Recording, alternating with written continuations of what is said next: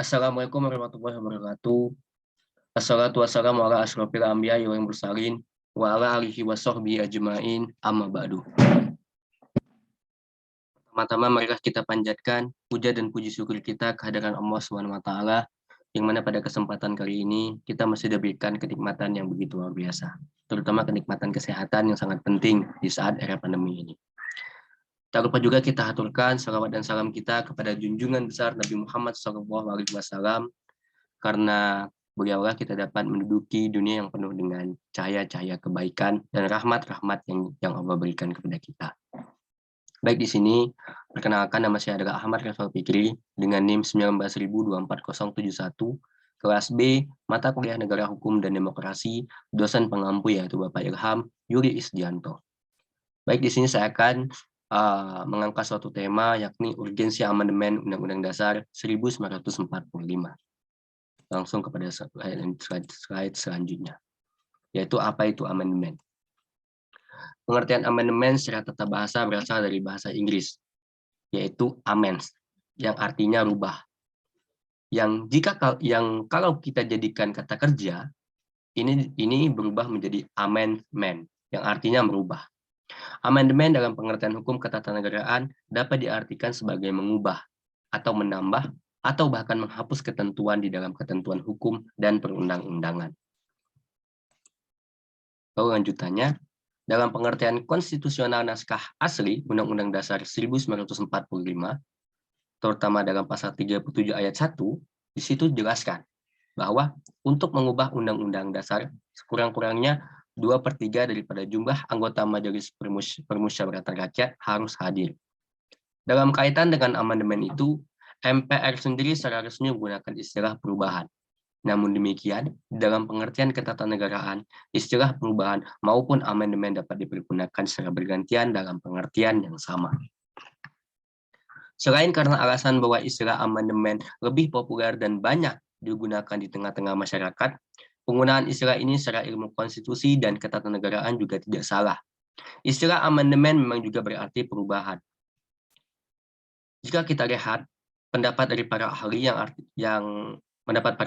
yakni Francois Spencer, ia berpendapat bahwa konsep konstitusi itu dinamis. Menurutnya, konstitusi yang final itu tidak ada, karena konstitusi suatu negara itu bergerak bersama-sama dengan negara itu sendiri. Lalu jika kita lihat pendapat John V. Wheeler, ia secara terang-terangan berpendapat bahwa perubahan konstitusi adalah suatu keniscayaan. Jadi John V. Wheeler ini mengatakan bahwa perubahan konstitusi merupakan suatu keniscayaan. Lalu pendapat yang lainnya yaitu Romano Prodi, ia mengatakan bahwa konstitusi yang tidak bisa diubah adalah konstitusi yang lemah. Karena itu ia tidak bisa beradaptasi dengan realitas. Padahal konstitusi itu harus bisa diadaptasikan dengan realitas yang terus berubah-ubah. Karena pada dasarnya Undang-Undang Dasar 1945 merupakan konstitusi yang lentur, atau bisa dikatakan fleksibel. Kenapa? Hal ini dikarenakan dalam ketentuan pasal 37 Undang-Undang Dasar 1945, terutama pada naskah asli sebelum perubahan maupun naskah sesudah perubahan, di situ tetap mengatur tentang tata cara bagaimana merubah Undang-Undang Dasar 1945. Hal ini dapat dilihat dalam ketentuan pada pasal 37 Undang-Undang Dasar 1945, terutama pada naskah aslinya. Ayat 1-nya, untuk mengubah Undang-Undang Dasar sekurang-kurangnya 2/3 daripada jumlah anggota Majelis Permusyawaratan Rakyat harus hadir. Lalu pada ayat 2, putusan diambil dengan persetujuan sekurang-kurangnya 2/3 daripada jumlah anggota yang hadir. Lalu pada pasal 37 Undang-Undang Dasar 1945 pada naskah perubahannya, dalam ayat 1 dijelaskan usul perubahan pasal-pasal Undang-Undang Dasar yang diagendakan dalam sidang Majelis Permusyawaratan Rakyat dan diajukan oleh sekurang-kurangnya 1/3 dari jumlah anggota dari Majelis Permusyawaratan Rakyat. Lalu pada ayat 2, setiap usul perubahan pasal-pasal Undang-Undang Dasar diajukan secara tertulis dan ditunjukkan dengan jelas bagian yang diusulkan untuk diubah beserta alasannya. Lalu pada ayat 3, untuk mengubah pasal-pasal Undang-Undang Dasar, sidang MPR dihadiri oleh sekurang-kurangnya 2/3 dari jumlah anggota Majelis Permusyawaratan Rakyat. Lalu pada ayat 4, putusan untuk mengubah pasal-pasal Undang-Undang Dasar dilakukan dengan persetujuan sekurang-kurangnya 50% ditambah satu anggota dari seluruh anggota Majelis Permusyawaratan Rakyat. Lalu pada ayat 5, khusus mengenai bentuk negara kesatuan Republik Indonesia tidak dapat dilakukan perubahan. Jadi di sini, dengan memperhatikan ketentuan yang mengatur tentang tata cara perubahan Undang-Undang Dasar 1945 dengan sebagaimana yang diatur di dalam pasal 37 dalam naskah asli maupun dalam naskah perubahan, secara normatif, Undang-Undang Dasar 1945 adalah merupakan konstitusi yang masih memiliki sifat lentur atau fleksibel. Hal ini disebabkan di dalam batang tubuhnya masih mengatur bagaimana tata cara mengubah Undang-Undang Dasar tersebut. Akan tetapi, di sisi lain, jika dilihat secara empiris dengan melihat ketentuan Undang-Undang Dasar 1945 yang disebutkan dalam pasal tadi, pasal 37 ayat 1 tadi, dan 2, naskah asli, dan pasal 37 ayat 1, 2, 3, 4, dan 5 pada naskah perubahan. Undang-Undang Dasar 1945 merupakan suatu konstitusi yang memiliki sifat kaku atau rigid. Hal ini dapat dilihat secara empiris bahwa MPR sebagai lembaga parlemen yang memiliki kewenangan untuk mengubah Undang-Undang Dasar 1945 di dalamnya terdiri kekuatan-kekuatan politik yang sangat sulit untuk dihitung dengan angka pada saat adanya keinginan-keinginan untuk melakukan perubahan Undang-Undang Dasar 1945. Lalu secara empiris telah dilihat sejak era kepemimpinan PMPR Hidayat Nur Wahid maupun era saat ini yaitu kepemimpinan almarhum Taufik Kemas. Di situ belum melakukan perubahan Undang-Undang Dasar 1945 sesuai dengan harapan masyarakat. Hal lain sebagai suatu perbandingan sebaliknya berbeda dengan tata cara perubahan yang dilakukan dalam Konstitusi Amerika Serikat. Karena secara normatif, Konstitusi Amerika Serikat memiliki sifat kaku atau rigid.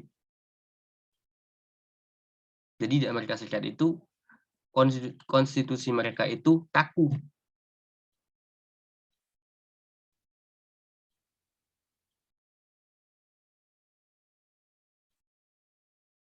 Lalu kita lanjut pada slide selanjutnya. Alasan diberlakukannya amandemen.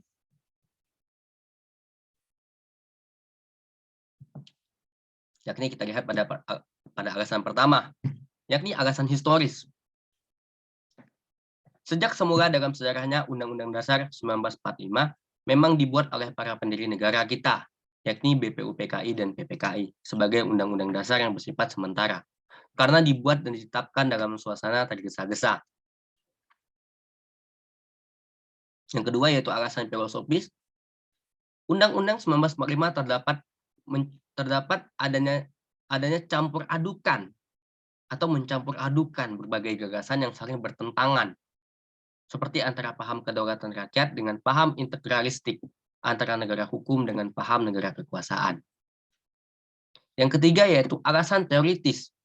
Dari pandangan teori konstitusi, keberadaan konstitusi bagi suatu negara pada hakikatnya adalah untuk membatasi kekuasaan negara, agar negara itu tidak bertindak sewenang-wenang. Lalu jika kita lihat pada tujuan amandemen Undang-Undang 1945 itu apa sih? Yang pertama, tujuan dari amandemen itu yakni mengubah atau memperbarui redaksi dan substansi konstitusi sebagian atau seluruhnya agar sesuai dengan kondisi ideologi, politik, ekonomi, sosial, budaya, serta kondisi pertahanan dan keamanan bangsa sesuai pada zamannya. Lalu pada poin kedua, tujuannya ialah menjadikan Undang-Undang Dasar sebagai norma dasar perjuangan demokratisasi bangsa yang terus bergulir untuk mengembalikan paham konstitusionalisme.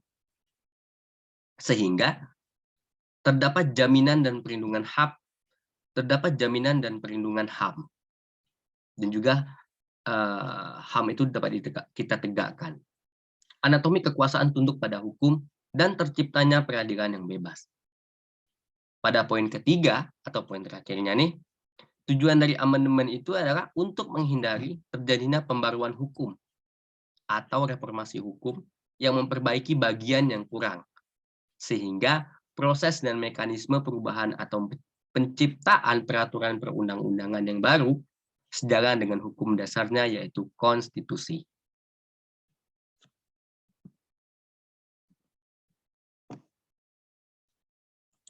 Lalu pada slide selanjutnya, kapan dan berapa kali amandemen Undang-Undang Dasar 1945 dilakukan? Jika kita lihat pada sepanjang sejarahnya, Undang-Undang Dasar 1945 telah mengalami 4 kali amandemen atau perubahan dalam kurun waktu dari tahun 1999 hingga 2002 yang dilakukan dalam sidang umum maupun sidang tahunan MPR.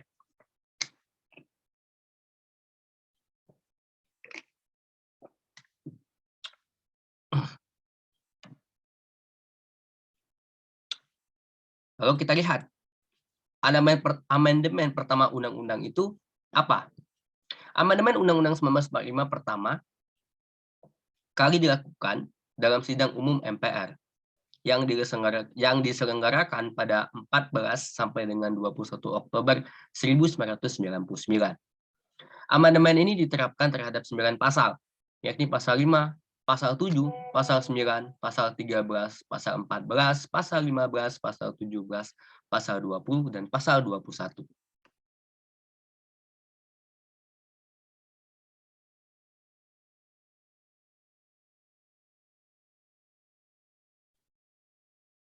Perubahan fundamental yang terjadi pada amandemen Undang-Undang 1945 pertama ini, yakni di antara lain adanya pergeseran kekuasaan membentuk undang-undang dari presiden ke DPR, yakni adanya pembatasan masa jabatan presiden selama 5 tahun dan dapat diberi kembali untuk 1 kali masa jabatan.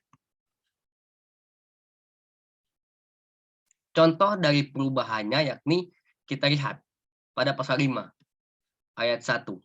Presiden memegang kekuasaan membentuk undang-undang dengan persetujuan Dewan Perwakilan Rakyat.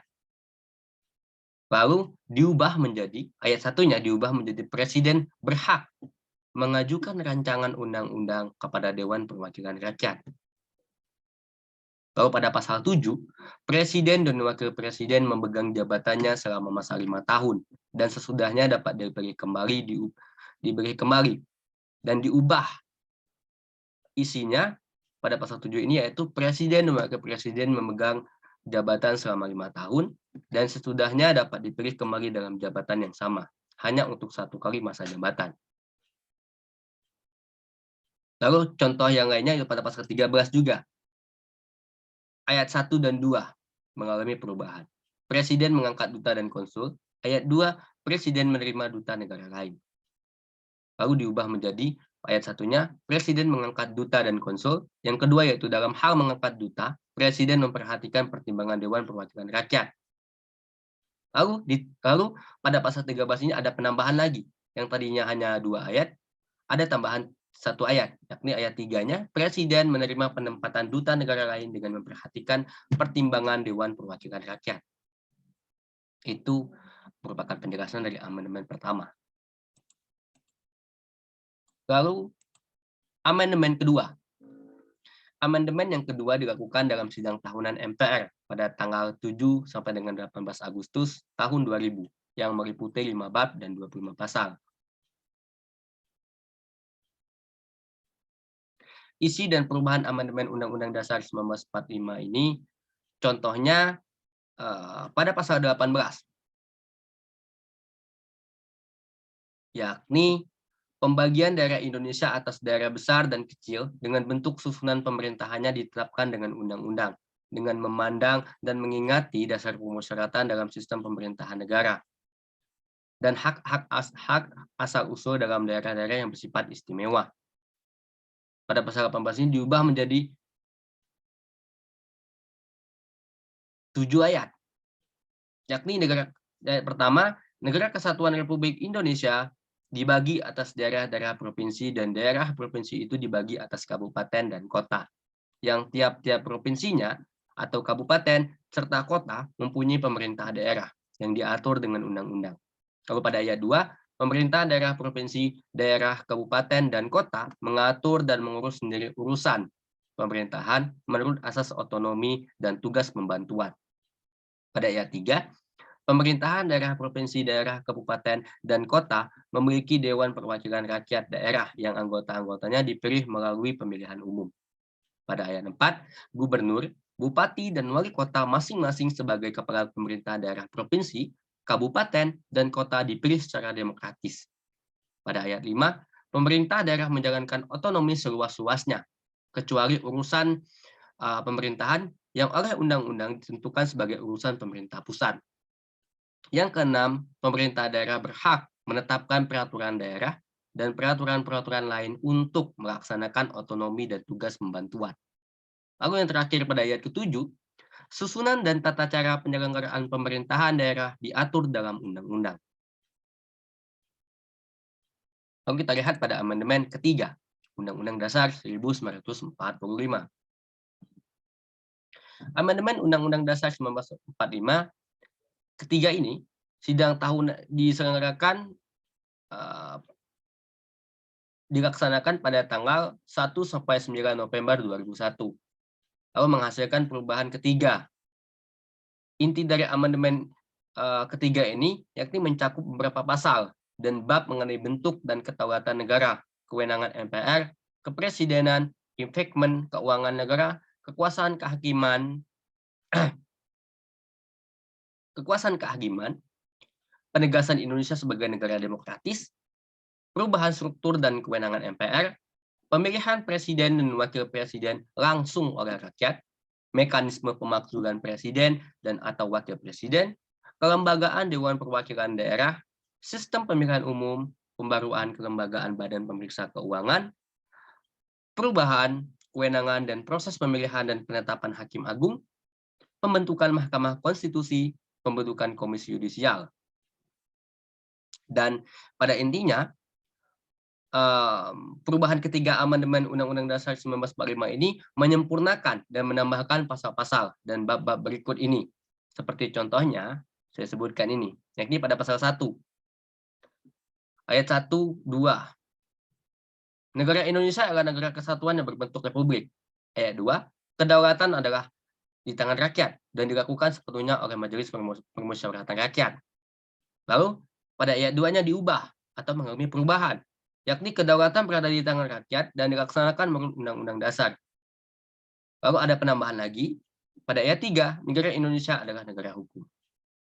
Kita lihat pada pasal 3, yakni Majelis Permusyawaratan Rakyat menetapkan Undang-Undang Dasar dan garis-garis besar daripada haluan negara dan diubah menjadi ayat 1, yakni Majelis Permusyawaratan Rakyat berwenang mengubah dan menetapkan Undang-Undang Dasar.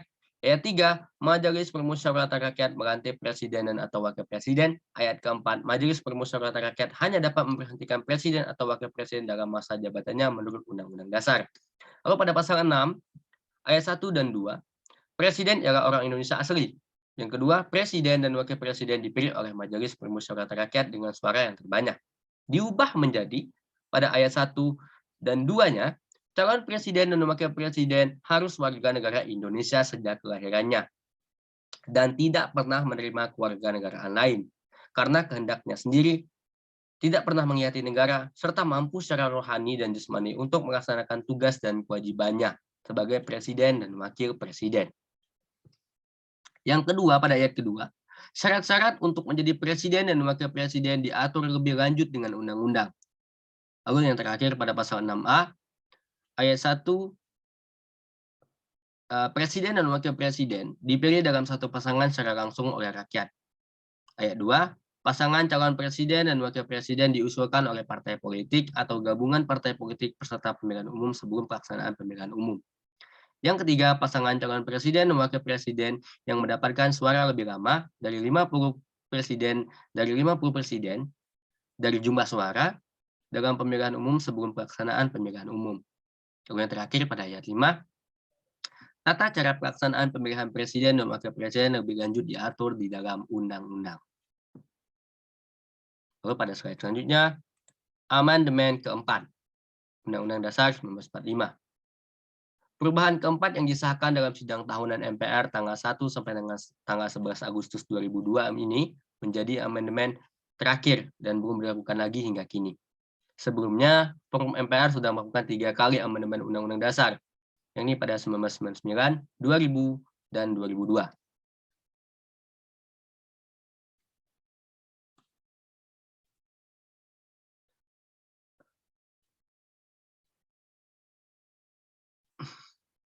Adapun isi dan perubahan keempat amandemen Undang-Undang 1945 ini meliputi penghapusan atau penambahan pasal atau bab yang disahkan pada 10 Agustus 2002.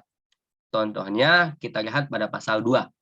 Ayat 1, Majelis Permusyawaratan Rakyat terdiri atas anggota Dewan Perwakilan Rakyat dan anggota Dewan Perwakilan Daerah yang dipilih melalui pemilihan umum dan diatur lebih lanjut dengan undang-undang. Lalu pada pasal 6A, ayat 4, dalam hal ini tidak ada pasangan calon presiden dan wakil presiden terpilih. Dua pasangan calon yang memperoleh suara terbanyak pertama dan kedua dalam pemilihan umum dipilih oleh rakyat secara langsung dan pasangan yang memperoleh suara rakyat terbanyak dilantik sebagai presiden dan wakil presiden. Lalu pada pasal 8, ayat 3, jika presiden dan wakil presiden mangkat atau berhenti atau diberhentikan atau tidak dapat melakukan kewajibannya dalam masa jabatannya secara bersamaan, pelaksanaan tugas kepresidenan adalah Menteri Luar Negeri, Menteri Dalam Negeri, dan Menteri Pertahanan secara bersama-sama. Selambat-lambatnya 30 hari setelah itu, Majelis Permusyawaratan Rakyat menyelenggarakan sidang untuk memilih presiden dan wakil presiden dari dua pasangan calon. Presiden dan wakil presiden yang diusulkan oleh partai politik atau gabungan partai politik yang pasangan calon presiden dan wakil presiden yang meraih suara terbanyak pertama dan kedua dalam pemilihan umum sebelumnya sampai habis masa jabatannya. Lalu pada pasal 11 ayat 1, presiden dengan persetujuan Dewan Perwakilan Rakyat menyatakan perang, membuat perdamaian dan perjanjian dengan negara lain. Lalu pada pasal 16, presiden membentuk suatu dewan pertimbangan yang bertugas memberikan nasihat dan pertimbangan kepada presiden yang selanjutnya diatur di dalam undang-undang. Lalu slide selanjutnya, kelebihan dari amandemen.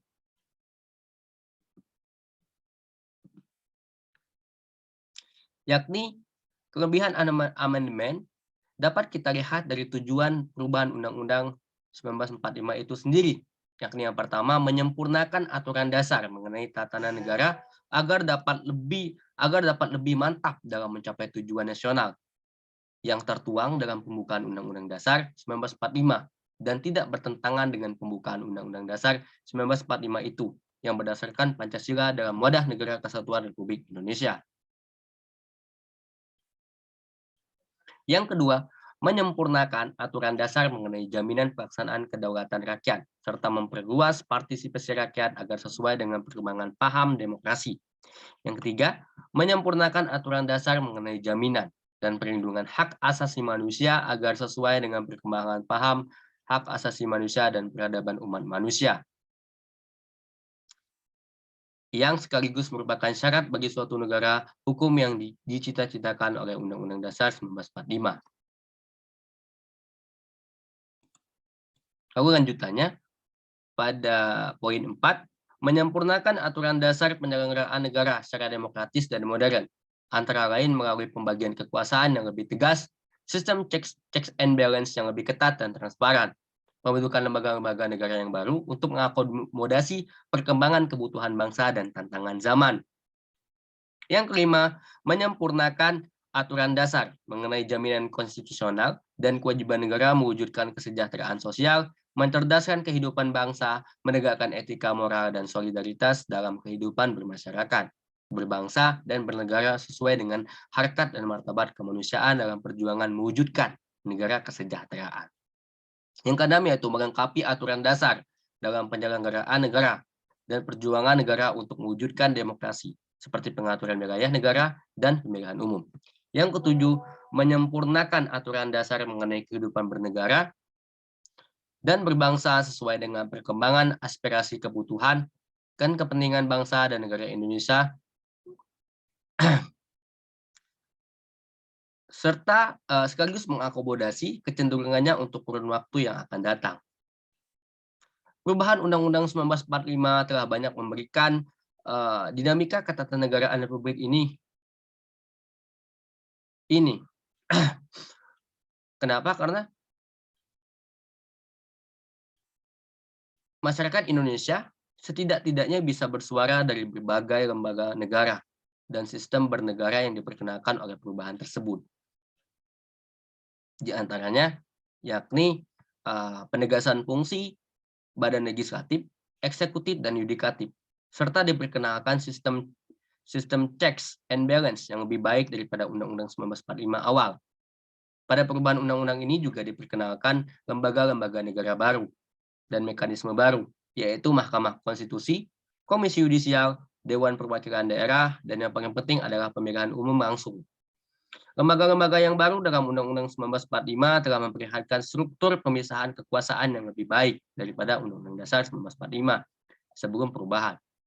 Pemisahan kekuasaan diperlihatkan dari 7 organ utama pelaksanaan kedaulatan rakyat, yakni yang pertama, Presiden sebagai pelaksana eksekutif, yang kedua, DPR sebagai pelaksana kekuasaan legislatif, yang ketiga, MPR sebagai pelaksanaan kekuasaan legislatif, yang keempat, DPD sebagai pelaksana kekuasaan legislatif, yang kelima, Mahkamah Agung sebagai pelaksanaan kekuasaan yudikatif, yang keenam, Mahkamah Konstitusi sebagai pelaksana kekuasaan yudikatif, yang ketujuh, BPK sebagai pelaksanaan kekuasaan legislatif. Dan salah satu fungsi legislatif di sini adalah mengawasi kekuasaan eksekutif. Mekanisme pemilihan umum yang baru yang diperkenalkan dalam Undang-Undang 1945 yaitu seperti yang pertama, pemilihan umum secara langsung untuk pemilihan presiden. Yang kedua yaitu pemilihan umum untuk memilih wakil rakyat baik DPR, DPRD provinsi, dan DPRD kabupaten atau kota dengan memilih tanda gambar partai politik dan nama wakil rakyat. Yang ketiga yaitu mekanisme pemilihan secara langsung anggota DPD. Baik, slide selanjutnya, kelemahan dari amandemen. Pada perjalanan Undang-Undang Dasar 1945, setelah diadakan perubahan, maka terlihat berbagai kekurangan-kekurangan yang ada di dalam materi Undang-Undang Dasar 1945. Sidang tahunan MPR tahun 2002 telah berakhir. Sidang yang memakan biaya lebih dari 20 miliar ini akhirnya menuntaskan tahapan akhir dari seluruh rangkaian proses amandemen Undang-Undang Dasar 1945. Tahapan itu menuntaskan beberapa materi penting antara lain tentang struktur dan komposisi MPR, pemilihan presiden langsung, peranan negara dan agama pada pasal 29, otoritas moneter, pasal 31 tentang pendidikan dan kebudayaan, dan aturan peralihan yang salah satunya akan mengatur soal pemberlakuan hasil amandemen itu sendiri. Dan kelemahan amandemen ini dapat dibagi menjadi dua, yaitu dari segi proses dan dari segi substansinya. Dari segi proses, yang pertama tidak membuat kerangka dasar perubahan dan konten draft. MPR membahas dan memutuskan perubahan Undang-Undang Dasar 1945 tidak memuat dan memiliki konten draft konstitusi secara utuh sebagai langkah awal yang menjadi dasar perubahan yang dapat ditawarkan kepada publik untuk dibahas dan diperdebatkan. Konten draft yang didasari paradigma yang jelas menjadi kerangka tentang eksposisi ide-ide kenegaraan yang luas dan mendalam mengenai hubungan negara dengan warga negara. Negara dan agama, negara dan negara hukum, negara dalam pluralitasnya, serta negara dengan sejarahnya. Dan tak lupa juga eksposisi yang mendalam tentang esensi demokrasi, apa syaratnya, dan prinsip-prinsip prinsip-prinsipnya, serta check and balance bagaimana dilakukan secara mendalam.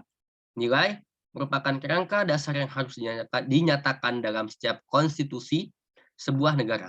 Sehingga negara yang berdiri atas nilai-nilai ideal yang diperjuangkan akan terlihat sebuah pernyataan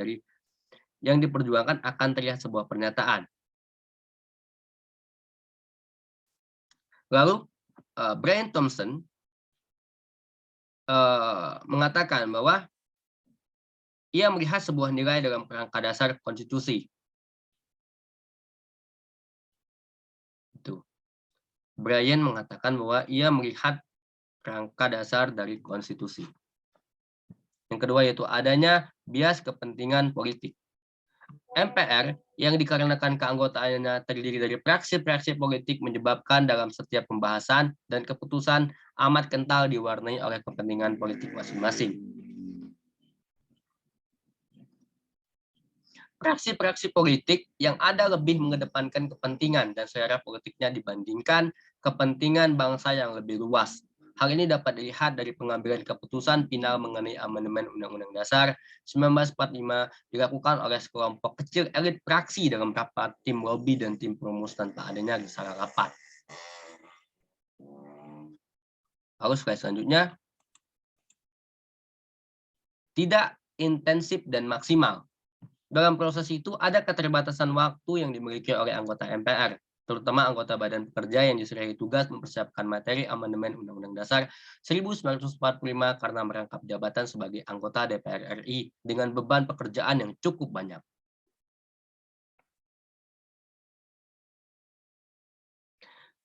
Terlebih lagi di sini, sebagai partai politik di DPR, anggota-anggota ini diharuskan untuk ikut berbagai rapat atau pertemuan yang diadakan oleh DPR atau partainya sehingga makin mengurangi waktu dan tenaga yang tersedia untuk dapat mengolah materi amandemen Undang-Undang Dasar 1945 sekaligus melakukan konsultasi publik secara lebih efektif. Akibatnya, kualitas materi yang dihasilkan tidak memuaskan. Padahal, konstitusi adalah suatu kontrak sosial antara rakyat dan negara. Sehingga proses perubahannya seharusnya melibatkan sebanyak mungkin partisipasi publik. Lalu kita masuk pada kelemahan dari segi substansinya. Perubahan yang tercermin dalam perubahan Undang-Undang 1945 berlangsung cepat dan dalam skala yang sangat luas dan mendasar. Perubahan Undang-Undang Dasar 1945 dari naskahnya yang asli sebagai warisan zaman proklamasi tahun 1945 yang hanya berisi 71 butir kaidah dasar, sekarang dalam waktu 4 kali perubahan telah berisi 199 butir kaidah hukum dasar.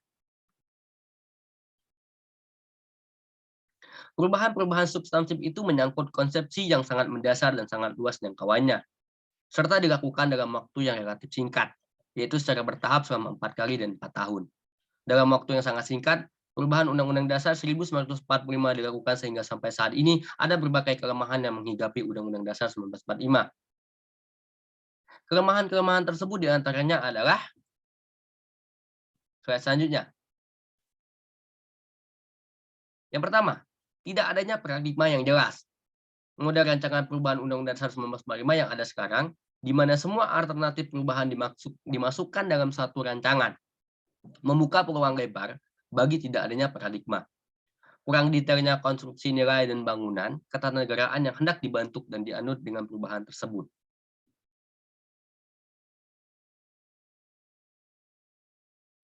Persoalan nilai yang hendak dibangun secara prinsip telah ada dalam pembukaan Undang-Undang Dasar.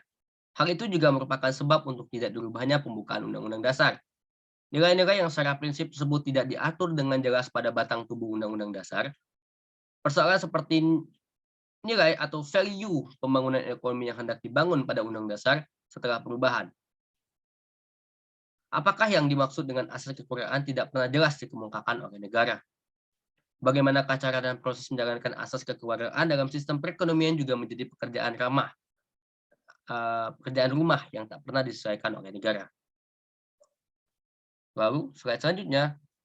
Yang kedua, inkonsistensi rumusan.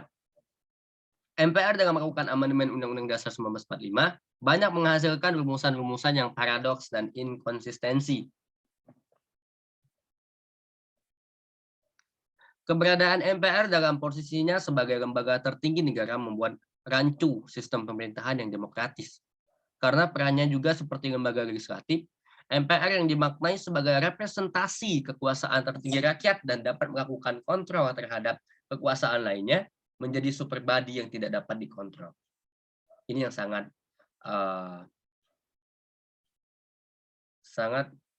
dikhawatirkan.